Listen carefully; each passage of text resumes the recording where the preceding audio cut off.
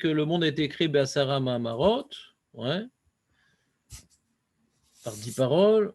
La Gemara précise en vérité, il y a 9 Vayomer et un Bereshit est considéré un Dibour. Ouais. Le chiffre 10 ouais, est important puisque ça explique la suite de la Mishnah, puisque la Mishnah nous dit pour quelle raison le monde a été créé en 10 paroles, pour punir les Rechaïm qui le détruisent et récompenser les Tzadikim qui le perpétuent. D'accord.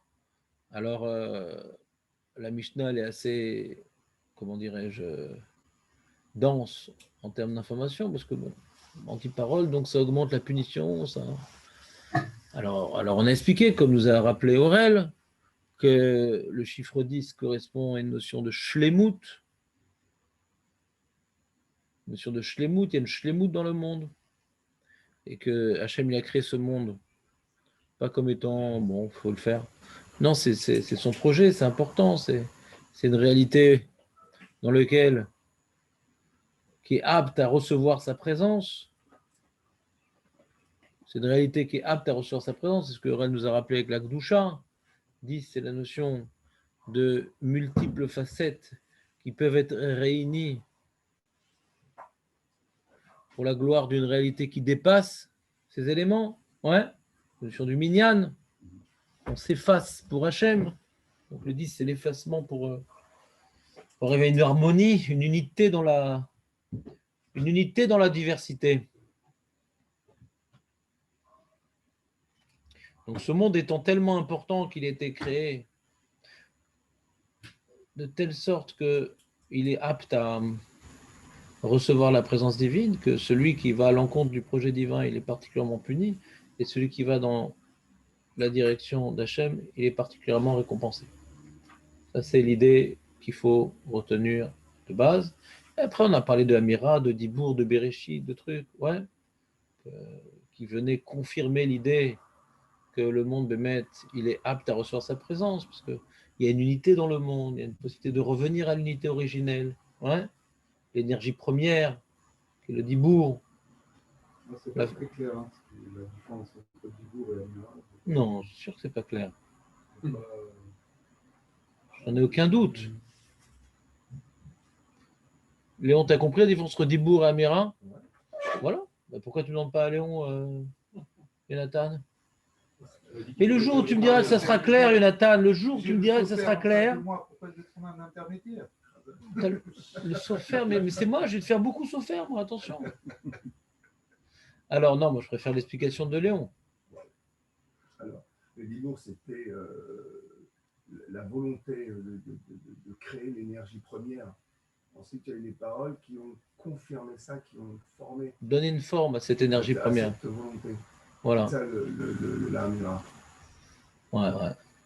Le Dibour, c'est la matière brute. Le Dibour, c'est ce qui vient de celui qui parle, et l'Amira, c'est pour s'adapter à celui qui écoute. Ouais. Le Dibour, il est plus proche de l'origine, et l'Amira, elle est plus proche de récepteur. Et on voit ça, par exemple, quand on dit « je te dis quelque chose », c'est-à-dire je ne prends pas en considération ce que tu veux, ce que tu ne veux pas. C'est une sorte d'ordre. Quand je te dis « je te dicte », je te dis. Ouais. L'Amira, je te parle, c'est une volonté d'échange, de m'adapter à toi. Donc dans le Dibour, c'est porteur déjà de la puissance divine. C'est proche d'Hachem, le Dibour. Ouais. L'Amira, c'est adapté au monde. Oh, c'est une notion très très profonde, Jonathan. Méfie-toi. Et bon, c'est une chose au fil des années que je vous fais du marrage, je vous sensibilise à ces notions. Alors petit à petit, ça va être de plus en plus clair, de plus en plus illustré par d'autres choses. Parce que c'est toujours les mêmes Yesodot qui disent le Maral, mais les illustres par exemple de Gmarot, par exemple de Mishnah. Donc à la longue, on s'y habitue, on s'y fait.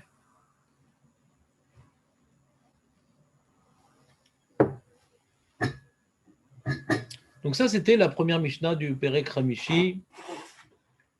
Ouais, on a dit que même Adam Arishon, il ressemble un peu à ça, parce que à l'origine aussi, il avait une certaine unité. De lui a été tirée la femme, ouais. De lui va être tirée toute l'humanité, comme un peu l'énergie première. Tirée va donner une forme. Hachem est sorti de l'homme, ouais. une partie de lui pour créer, pour former une femme, et de l'union des deux va sortir l'humanité. Ouais, donc l'homme, c'est un peu l'énergie première, la créature réalisée par les mains de Dieu directement, qui a été créée à l'image de Dieu, le reflet d'Akadosh Baruch Hu, donc qui est lui-même Yechidi. C'est aussi l'idée qu'on avait développée. Tu te rappelles, Jonathan, ou pas? Tu n'étais déjà plus là. C'est quelque chose que je suis en train de dire là ou pas? Ça te fait drôle? Ça te fait tout drôle? Léon, ça te dit quelque chose? Non, tu n'étais pas là. On l'a dit vite. Si, tu étais là, tu étais là. Physiquement, tu étais là. Je me rappelle de la présence physique. Non, on l'a dit vite, on l'a dit vite. C'était une illustration, j'ai comme ça au passage, rapidement. C'est un peu la même idée, c'est-à-dire on a dit que on avait posé la question, enfin le Maral a posé la question, il dit mais si le tzaddik il est Mekaïm en l'âme, donc comment le rachat peut le détruire?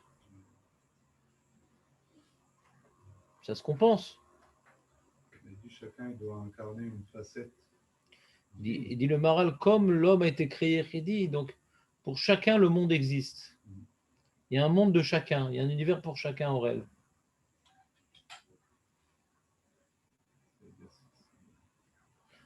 Et j'ai développé cette notion de chacun, hein, que dans l'homme lui-même, ayant été créé Adam Arishon Yechidi, c'est-à-dire que contrairement aux autres espèces animales, qui ont été créées des espèces, pas des découpe des espèces, ouais, toutes sortes de poissons, ouais, plein de poissons, plein de vaches, plein de chevaux, l'homme a Yechidi, parce qu'il est là pour refléter Hachem, qui est Yahid. Donc il est la création directe d'Hachem, qui est le reflet d'Hachem, et donc il est le plus proche d'Hachem que le reste. Il est son projet, quoi. Je ne sais pas s'il est parfait. Il a un potentiel de devenir parfait. L'homme n'est pas parfait. Il a été créé à l'image de Dieu, c'est-à-dire quoi l'image de Dieu? Ayant le potentiel, il a le potentiel de ressembler à Dieu dans ses actes. On peut faire exactement l'inverse, Razé Shalom, mais l'homme, par son libre arbitre, par son intelligence, par sa parole, ouais, il a le potentiel, il a la capacité au fil de sa vie, au fil de ses efforts, ouais, de représenter les valeurs divines dans le monde. Il peut s'améliorer et finir par représenter la miséricorde, la justice, la générosité, la mansuétude, la droiture, la retenue, la valeurs, maîtrise.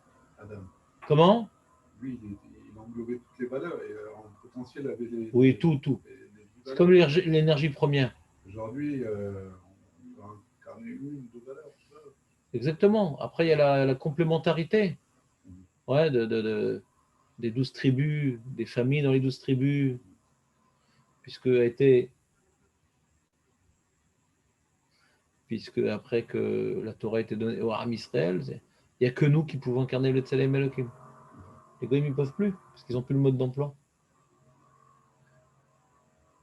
Ils sont là pour nous servir, mais le rôle d'incarner les valeurs divines, c'est que le Ham Israël. C'est ce que Rabbi Shimon Bar Yochai il a dit, que Atem Nikrem Adam, le Ham Israël s'appelle Adam, les Goïms ne s'appellent pas Adam. On a incarné le rôle du Adam. Et si vous me demandez, mais attends, d'accord, bon, les Goïms au Madar Sina, ils ont refusé, mais aujourd'hui, peut-être qu'ils accepteraient. Non. Ah, Jérémy, comment ça va bien? C'est super, Hachem. Ouais, toujours. Ah, c'était bon les matzot ou pas? Ah bon? Bah, peut-être tu avais un souvenir de Madeleine de Proust, parce que moi j'ai trouvé pareil. T'es tombé sur un mauvais paquet? Non, elles étaient pareilles, non? David, t'as trouvé moins bonne, toi? Très bonne, juste le 7e jour, un peu fada, et on les avait pas mis dans le. Bah oui, le mec. Il le laisse sur son ananas qu'il arrose tous les jours. J'ai l'impression qu'elle était moins fine que la dernière fois. C'est l'impression. Ouais, c'est l'impression. C'est bonne. Peut-être t'avais gardé un. C'est combien de fois que tu achètes ces matzot? C'est la deuxième fois? Je pense que tu as eu un choc psychologique la première fois. C'était tellement fine par rapport aux autres. Ouais. Que tu dis, mais c'est pas possible que ce soit aussi fin. Et après, elle dit quoi? Elles sont fines. Mais ça existe plus fin, tu sais, que ça. Bon, mais on les voit pas. Non, ça existe plus fin que ça. J'en ai un, il a voulu en commander. C'est 350 shekels le kilo. Et il n'a pas voulu assumer la commande, le monsieur. Il a dit non, mais c'est pour les gens qui n'ont pas dedans. C'est dommage, tu dépenses tellement d'argent. Le mec insistait non. Il ne voulait pas. Kenya, c'est une commande spéciale, difficile à faire et tout. Ils le font vraiment dans des cas exceptionnels. J'ai tarif pour un an, pas cher en plus. Si. Et en plus, bon, ils font. Très bien. Donc, tu as compris ou pas? Tu as arrêté hier, c'était une belle Mishnah, Jérémy. Tu devrais l'écouter, ça devrait t'intéresser. On l'a un petit peu révisé. Et donc, qu'est-ce qu'on était en train de dire? Alors, ça dit si donc un maillon de Bachet. Ouais, alors, qui dit que les goïms n'ont pas reçu la Torah Arsena? D'accord, mais maintenant, peut-être que. Viens, on leur redemande. Hein? Qu'est-ce qu'on répond à ça, Jérémy? Viens, on leur redemande. Les pauvres, on dit voilà, nous, on a pris la responsabilité du Tselem Elohim, les goïms, non. Mais d'accord, mais c'était à l'époque du Arsena, mais aujourd'hui. Peut-être qu'ils accepteraient si on leur redemanderait. On fait Arsena, on fait les 7 Mitzrayim, ils ont vu des Nissim, des trucs, nanan. Ils ont entendu parler d'un Israël, d'un Dieu et tout. Il dit non, mais quand même, non, on n'a pas le droit de voler, je prends pas. On n'a pas le droit de tuer, je prends pas. Le fameux midrash connu qu'on va vous rappeler avant Shavuot.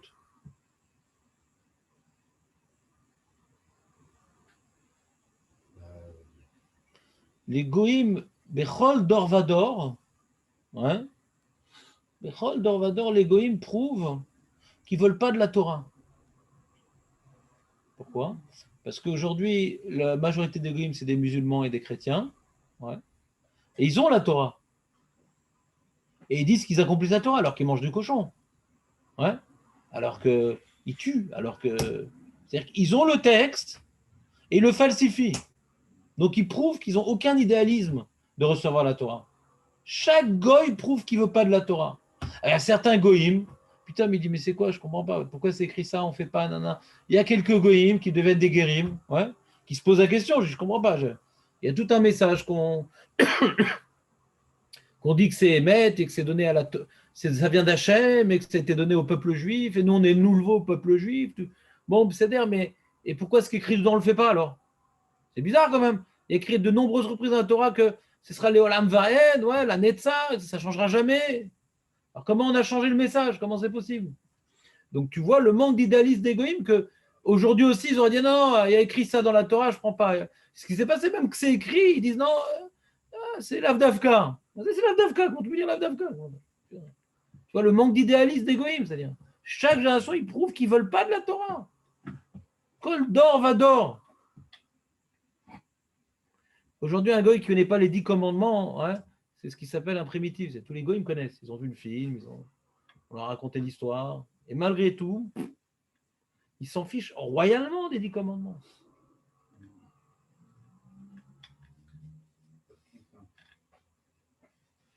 Donc c'est barour que la Torah, je comprends même bien le Midrash que ce qu'on voit aujourd'hui. Midrash, tu vois comment qui leur a parlé, qui dit que ils ont refusé. C'est le Midrash qui nous dit on n'a pas de preuve. Ouais. Mais aujourd'hui, on a une preuve qu'ils ne veulent pas de la Torah. Non, vous suivez ou pas? C'est pas chouette, quoi. Moi, quand j'étais jeune, j'étais choqué de ce truc-là. Comment ils font les goïms pour dire que la Torah elle était donnée d'Akadosh Baruch Hu, à Israël, il y a des choses écrites dedans et ils le font pas. Comment ils arrivent à assumer un tel manque d'idéalisme, une telle incohérence basique? Pour un juif, c'est dur à comprendre. Pour un goïm, non, ça va, bon, c'est une religion, quoi. Les réponses qu'ils te donnent, des fois, tu tombes par terre. Quand tu poses cette question à un goy pratiquant et tout, tu tombes par terre, la réponse qu'il te donne, c'est pour un juif, on a tellement une recherche de précision, de cohérence, de trucs. Je dis, mais comment il se suffit une réponse tellement bidon?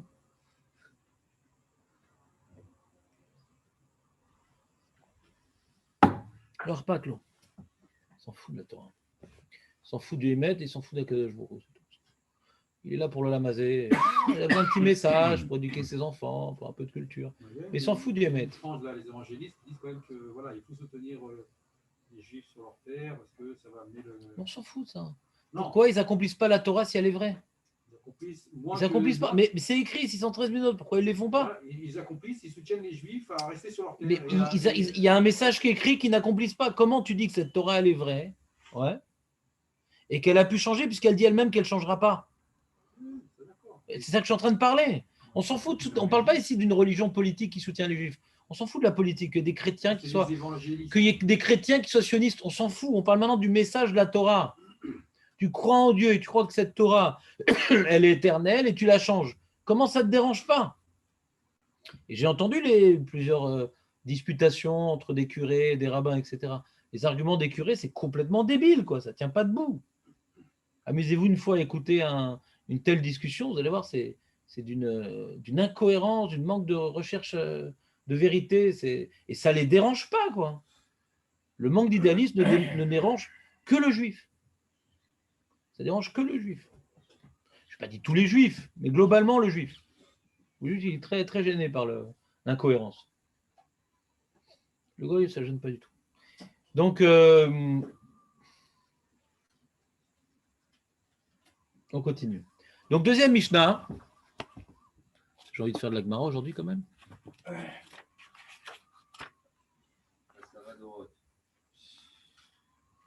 Ouaya. Vas-y, dis-nous, Aurel. Bah non, mais il n'y a pas dans cette pérec. Asara Dorot. Ah, Marco, qu'est-ce qui s'est passé?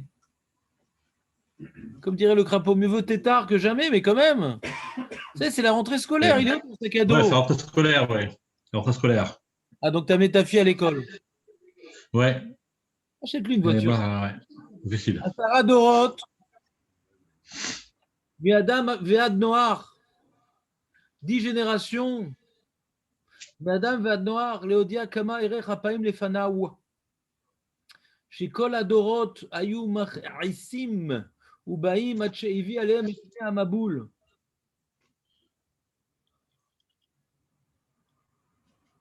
Il y a eu 10 générations qui sont écoulées. Il y a 10 générations qui se sont écoulées. Depuis Adam Arishon jusqu'à Noah. Et pourquoi le Tana veut nous apprendre qu'il y a 10 générations? Qu'est-ce qu'on s'en fout? On est là pour compter? C'est un expert comptable qui a fait tchouva? On veut rester dans les 10. Ouais, mais qu'est-ce que ça m'apprend qu'il y a eu 10 générations qui se sont écoulées? Le chiffre 10, il est magique, je veux bien, mais qu'est-ce que ça m'apprend? Que 10 générations. Et non pas? Beaucoup, quoi. Qu'est-ce que tu veux dire par là, Jérémy? Il y a eu des générations très rapides. Ouais, mais le Tana, c'est une bonne remarque, mais le Tana, il veut dire un autre message. Ouais. Léodia, il dit le message, le Tana lui-même. Kama erechapaim lefanaou. Alors ici maintenant, depuis Adam, il a fauté. Caïn, il a fauté. Enoch, il a fauté. Et toutes les générations de Caïn ont fauté. Ils ont entraîné la génération de Shem dans la faute jusqu'à arriver à une dépravation telle que Hachem, il a envoyé le Maboul sur toute l'humanité, à l'exception de Noir. Donc on est arrivé au summum du mal. Alors Jérémie dit que ça s'est fait très vite. Mais le Tana, il veut dire un autre message.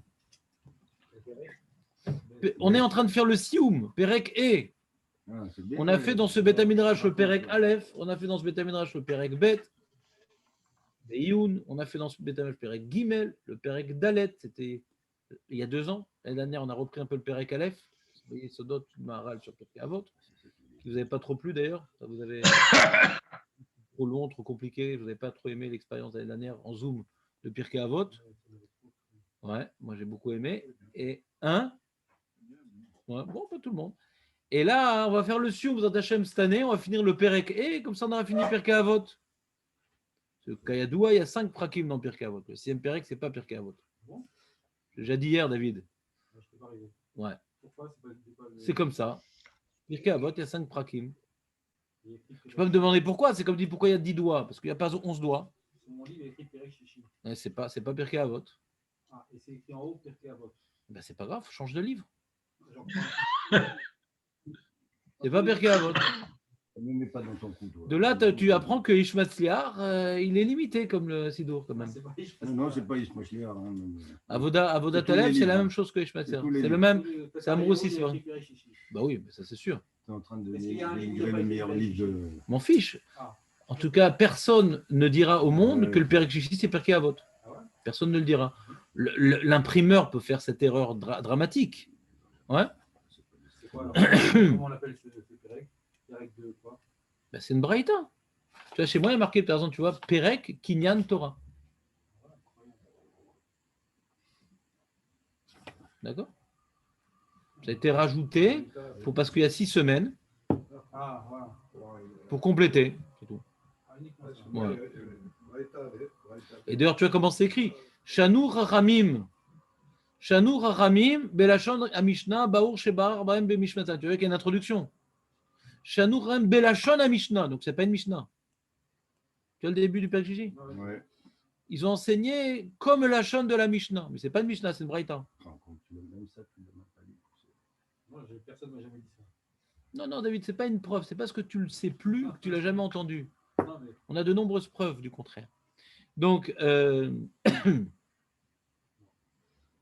d'accord? Donc là, B'ezrat Hashem, cette année, on va faire le sium de Pirkei Avot.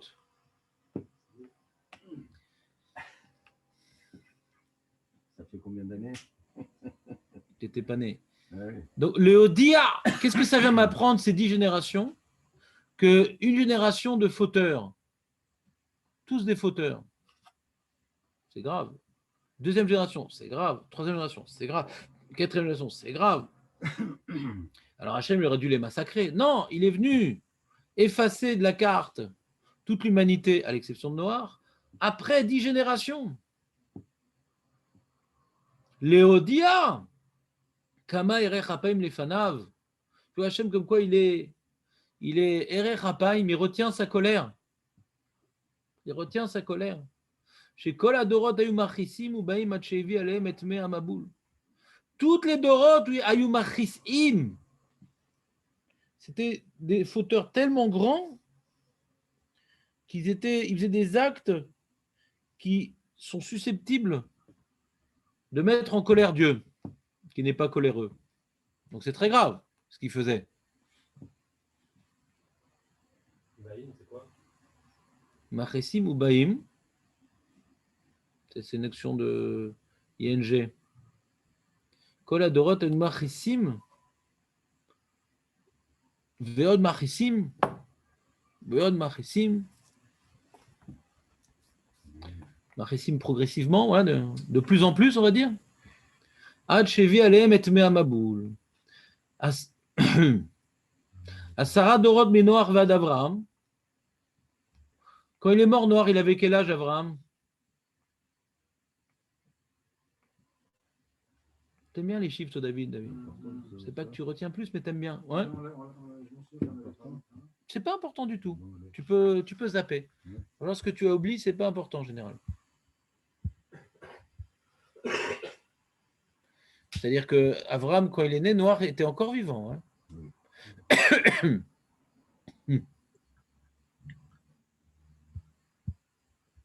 50 ans, il avait. Un peu plus, non? 52. Non, 55, c'est sûr que non. Non, c'est un chiffre qui n'existe jamais.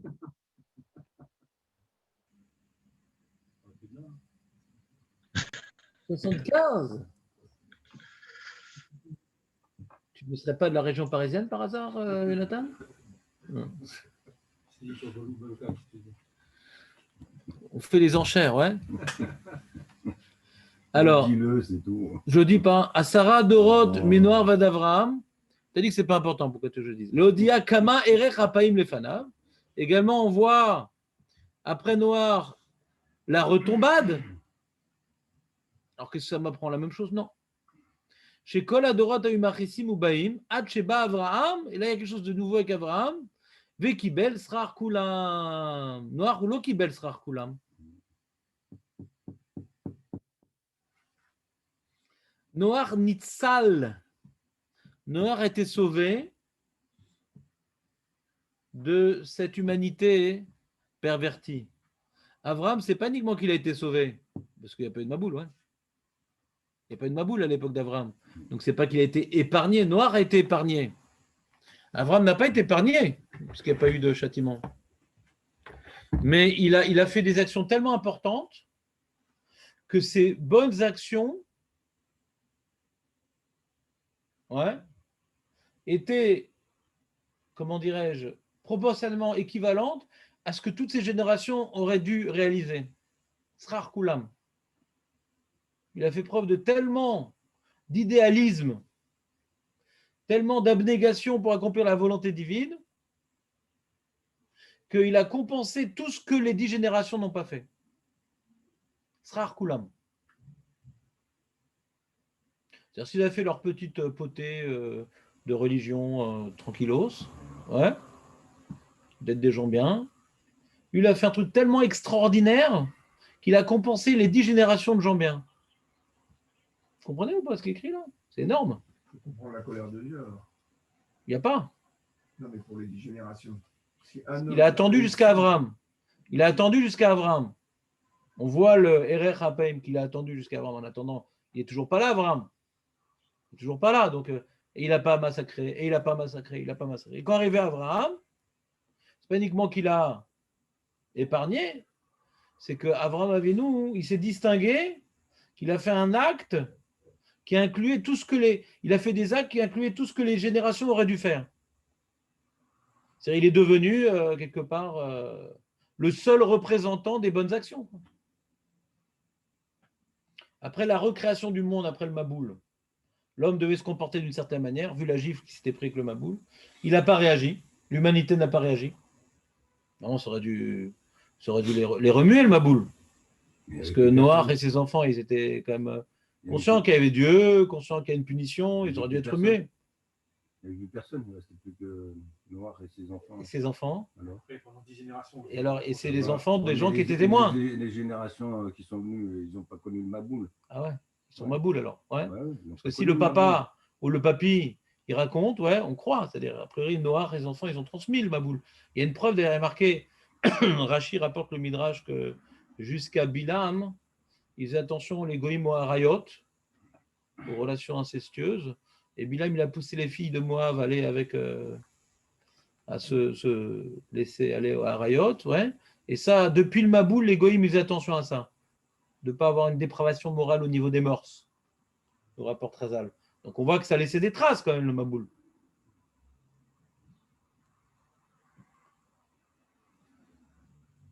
Pas besoin de l'avoir vu. Ouais. Combien d'années, là, les générations Entre quoi et quoi? 6 générations, ça correspond à combien de temps à chaque fois? Une génération, c'est combien? Bah, si on dit à 10 générations jusqu'à Noach, il faut faire le calcul. Hein. Faut faire le calcul. Lui, Noach. De quel âge? Si Noach, il a vécu à peu près 1000 ans, on dit à 10 générations de Noach à Abraham. Ouais, donc c'est 100 ans, je sais pas, une génération c'est 100 ans. Non, les 10 000, non, je sais pas, les 10 1000? Comment tu arrives à 10 Non, générations, arrête, ça fait il 10 a 000 ans. déjà. Non, 1000 en tout, 1000, une génération. Abraham, il est né en 2448, d'accord? D'accord? Donc si tu as 10 générations depuis Adam jusqu'à Noach, ouais. Alors, comment on fait avec les 448 ans, je ne sais pas. Ouais. Mais ça fait à peu près 100 ans par génération, un peu plus. Ouais. 120 ans alors. Si tu fais 120 ans, c'est bien. 120 ans multiplié par 20, c'est ça? Très bien, 120 ans, ça tombe bien. Tu aurais pu faire le calcul, Jérémy.